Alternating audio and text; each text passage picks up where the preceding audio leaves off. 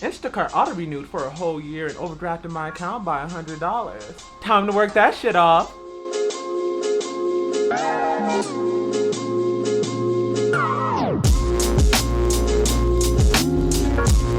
Hi, it's your girl, Dezzi Pixels. I am a freelance illustrator and I help artists find clients and build businesses online. Today, we are going to talk about how to sell art online. So, without any further ado, let's get started. Now, with selling art online, there's a lot that goes into specifics of each part of the process. And it's really a lot more than what can be covered in one video. So this is going to be a multi-part series where we get really into all the nitties and gritties. But we're going to get into the general overframe of what we're talking about today so you can know, what to expect. So for the first one, of course, is know your audience.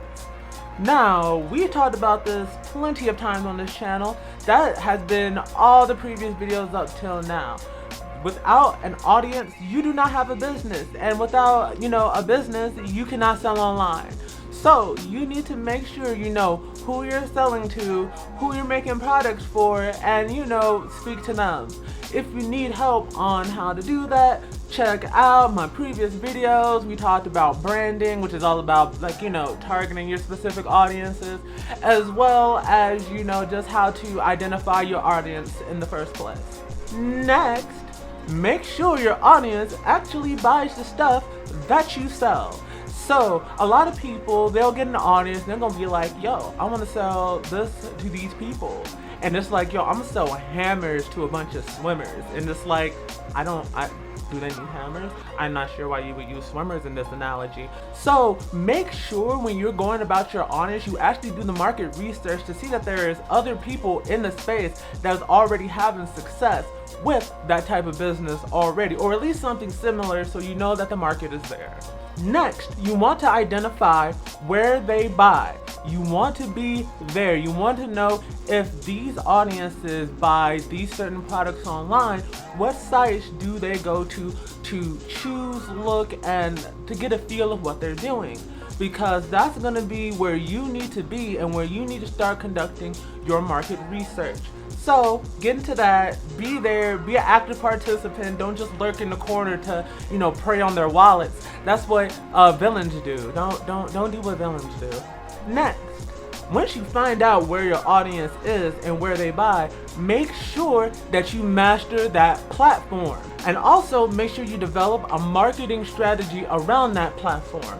Now, the marketing strategy is one of the things we're going to get into later in other videos. But you want to set up a sustainable and consistent, number one keyword, consistent market plan, and make sure that you are implementing that so you're connecting and talking with your audience. Next, be sure you are clear on how to actually hire or purchase your goods online.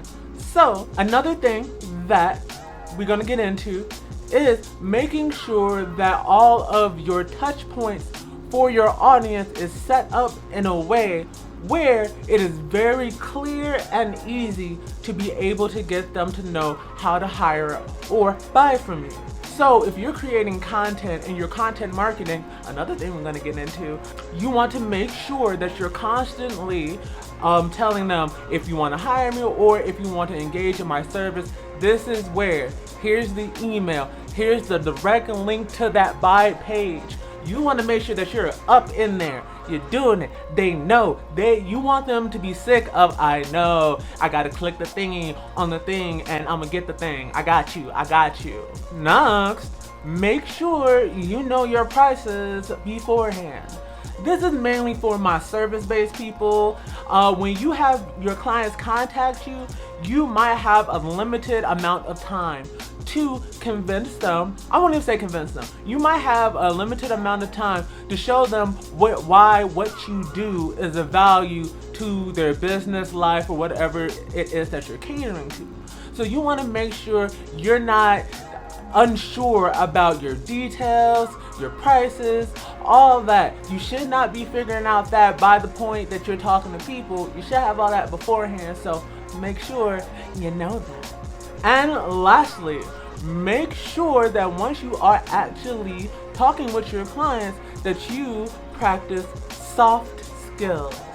Now, if you don't know what soft skills are, that's another thing we're going to get into, but it's basically those intangible things like how you correspond with clients, how you talk to them, how you socialize and engage. With a lot of people, especially artists that spend a lot of time inside working on their craft and doing the do, they can come across a little removed, a little, let's say quirky. So there's certain skills that you need to develop so when you're interacting with, the normies, they don't think that you're unstable or whatever, and they'll actually want to do business with you and not, call somebody to haul you off. And that's the video for today. Make sure you subscribe and hit the bell because all the things that we talked about today, I'm going to be doing individual videos on so we can get a little bit clearer idea what you need to do to hit each one of these targets.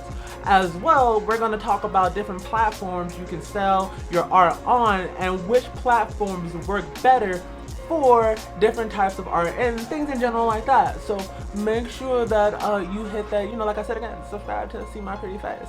So anyways, thanks for joining me this week. This was super fun. I hope you have a good rest of your week and I'll see you next Monday. And this has been your girl, Dezzi Pixels.